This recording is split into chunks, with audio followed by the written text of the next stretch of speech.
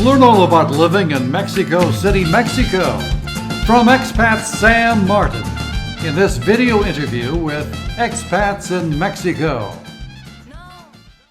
How did you get to Mexico? I studied Mexican history, so I was very interested in history. I was very interested in like the conquest and things that happened after that. Sunny, I know it's sunny here. I was really like the idea of that.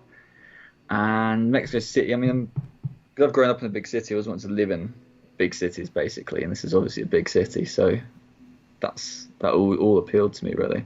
Did you come to Mexico on vacation before you decided to move here? No, never been there before. So you just took a flyer? Yeah, I came with my girlfriend, so it's not just me. But yeah. Where did you guys come? When? Yes. September, last September, 2019. Yeah, so not that long. So a recent arrival. Pretty much, yeah. I guess relative to a lot of people, yeah. And what are you doing now in Mexico? How are you earning a living? So we're teaching English, so mostly teaching company classes, which is going into companies teaching the staff English.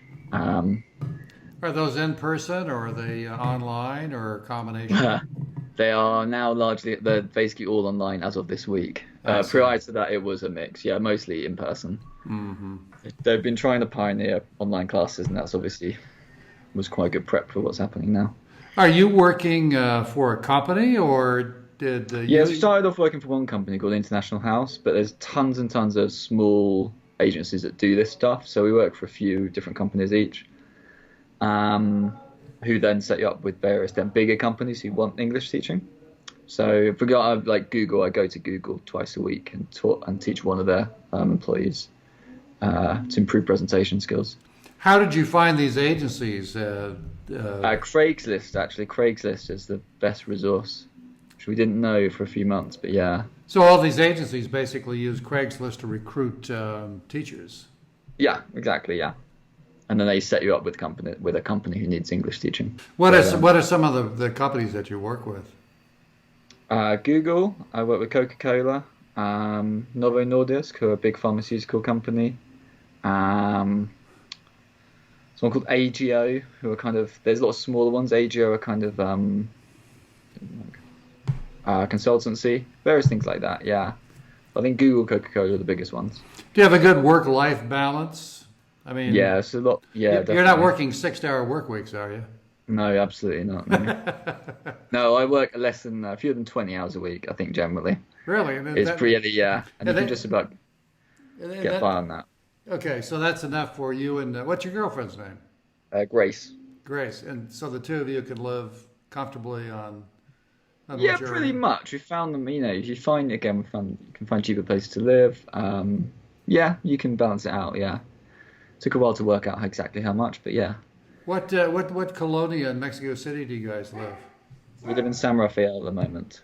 Where is that relative to? Just north of Reforma, and just to the west of the center of the city historical center. So you are right downtown. Yeah, pretty much. Yeah. So it's slightly out of the way. It's not right in the center, so it's not that popular for sort of gringos, Westerners. But the bit we're in is fairly, it's a bit of a mix. It's becoming more of an artist community as well.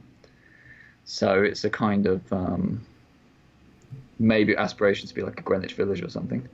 So were you specifically looking for that kind of environment? No, not necessarily. It's just a place that appealed to you, or? So basically, we were living in Condesa before, and our then landlord offered us a room with him where we're living now. Oh, okay. Yeah. And so it's just a room that you have within his house? That's right, yeah. Okay. We share with him and stuff, and yeah, which is good. What kind of monthly rent do you guys pay? It's like sit between us 6,000 a month. About 6,000 pesos a month? Yeah. Okay, so that's roughly about $300 a month. Yeah, between us as well, yeah. Yeah, wow, fantastic. Yeah. Yeah, I mean, it's a great deal, and it's a really nice place. Really nice. Yeah, awesome. Terrific. So do you have like a separate kitchen facilities and separate bathroom, or? No, it's just all shared, really. So it's all shared, okay. Yeah, but it's a relaxed place, and it's not, I mean, I think the thing is we've lived in our own place before, But it's actually, if you're living in the country, it's nice to kind of get a sense of what living here is like really for other people, for Mexicans. And inevitably you get invited to stuff, you get to go to things you wouldn't have otherwise. And how conversant are you in Spanish? You and your girlfriend? I'm sort of like intermediate level. I've found that being here with someone who's I was to speak English with has made it harder to get my mind fully into it. So I sometimes am. Yeah, I'm getting better. I'm doing classes again, but it's like when I was traveling on my own, I found I was always thinking Spanish because it was just me, and it's a bit less like that. But yeah. Did you take Spanish lessons before you moved to Mexico? Yeah, I've studied it before. Yeah. So your time spent in South America, I'm sure you prepared Yeah, I yourself. did lessons, and I think I was better then because Yeah. I was more immersed in some ways. And the thing with teaching English is obviously your job is not you never speak Spanish. Right. You're not supposed to really. Right. Yeah. So really where you live now is much better for you for developing the fluency in the language because Condesa is much more of an expat area. Yeah, exactly it is. And Condesa is, we didn't want to live in Condesa at first, but the thing is, it's a lovely area. But yeah, it is ultimately quite a Yeah, much more great expat. expensive. Yeah. Yeah, I mean, it is actually one of those things. It's actually nice to live in than to visit because you visit, you just spend money. But if you live there, you can just walk around and take advantage of things. Are you do much with the expat community at all, or is just you and Yeah, so I'm part of a football league. There's an app called Sport 12 that's started by a German guy, which connects people who want to play like soccer, small-sided soccer games, and there's like a number of them a week now. Now it's getting really popular. So until yeah, coronavirus came along? yeah. Well, after this week, last week I noticed the handshakes were less kind of effusive. There was a few people were a bit more reluctant because they have the double handshake here, which is like a duh thing. Right. Some people didn't want to do that. I think, yeah, it's changing pretty quickly. Are the who plays in the soccer league? Are the basically people from expats from all over the It's place? Or? it's a mix of expats from all over plus local Mexicans. So sometimes you have games that are Mexicans versus internationals, but usually it's a mix, just a mix of different people. Yeah, so people from all over really, Nigeria, America, Europe, Spain. And do they have fields that are readily available to use? You have to Yes, rent them, or yeah. So the model is the owner, the guy hires pitches, yeah, each week, like sports centers and so on. how do you find the cost of living there? Yeah, it's pretty cheap. I mean, the thing is, Significantly less than London. significantly less than London, but obviously you're getting paid less. So after a while, like, you turn your nose up at a £2 beer sometimes, which in London a beer is £5 now. Oh my But so heavens. your expectations change quite a lot very quickly. Sure. But yeah, you can obviously still eating out is incredibly cheap, Yeah. which is great. Is that what you guys do most of the time for entertainment? Is eat out? Eat out, go. There's various things like started going to salsa, which is good. Like going to karaoke. The city is very big on karaoke actually. Lots of karaoke places. We like doing that. I was going to write about that actually another time. Great. Yeah, I mean it's really different here because in England it's a lot. People like doing karaoke, but people are more inhibited in England, so people need a lot of drink, and it's a big thing. Whereas here, it's just there'll be a restaurant, they'll be passing around a microphone. People start just singing through their meal. So there's a lot less of that tension about, I don't want to sing in front of people. People always just get up and sing, and people are often like really terrible. It's really funny, but yeah. So are you So if out? So you guys go out salsa dancing a lot? No, a little bit. We've just started. We've been meaning to for ages. The thing is in the city is that people, the kind of proper salsa places, people ask you to dance all the time, but people are extremely good. So you need lessons. You need to practice a bit before. So we found somewhere that does lessons. We're going to start doing that. There's some great dancers in Mexico. Yeah, I know. But luckily, it's funny, in the lessons, there were Mexicans who weren't very good, which was funny to see. Oh. You expect they're all going to be amazing, but it's not the case. How do you Yeah. How do you get around the city? What do you just use the local transportation?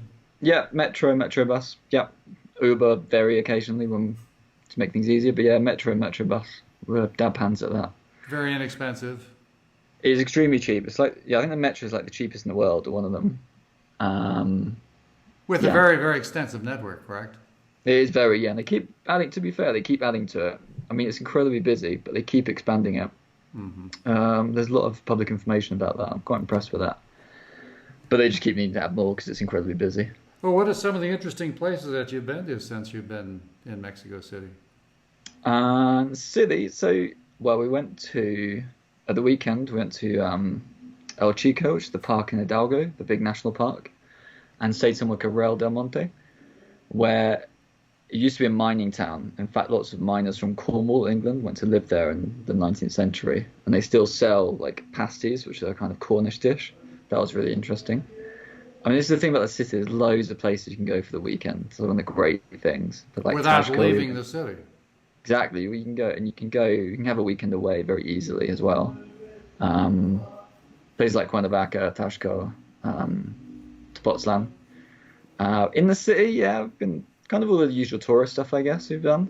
Even though you've only been there for less than a year, what are the things that you really love about living in Mexico City?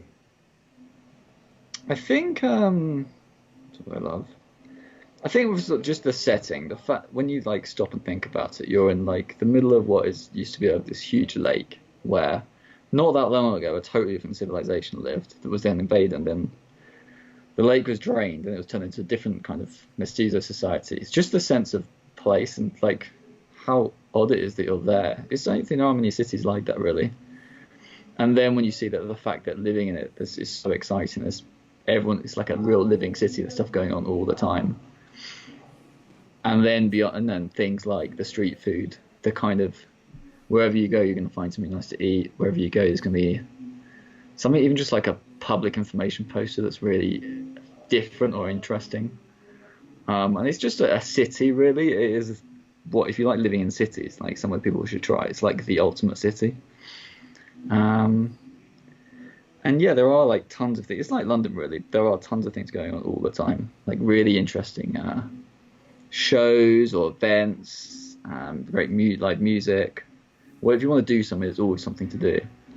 And opportunities, actually, like in terms of work, it's been quite easy to.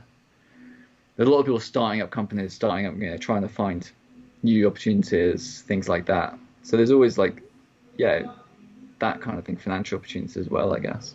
You traveled around much to any of the seaside resorts or some of the colonial cities in the interior?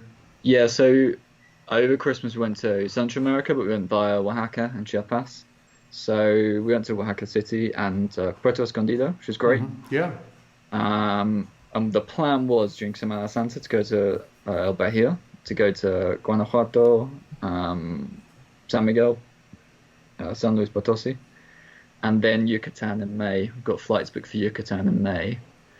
And I'd love to go to more of the coast, actually. We haven't really looked at that. We do really like the coast and probably should have done more of that. It's just finding holiday time. So anything else, any kind of pearl of wisdom that you'd like to pass on to our audience? I mean, just to care for the water, always. That's always my recommendation.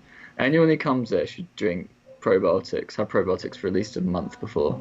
Have you had any experience with the medical, any medical emergencies or anything like that? No, luckily no. Not apart from the pharmacist, we had to get a medical certificate to go swimming. That's the only contact I've had. Not with the actual proper medical services, no. Well, listen, Sam, thanks so much for spending time with us this afternoon. Sounds like you're having fun there. No, yeah, no worries. We're happy to speak about it. Thanks for having me. You're welcome.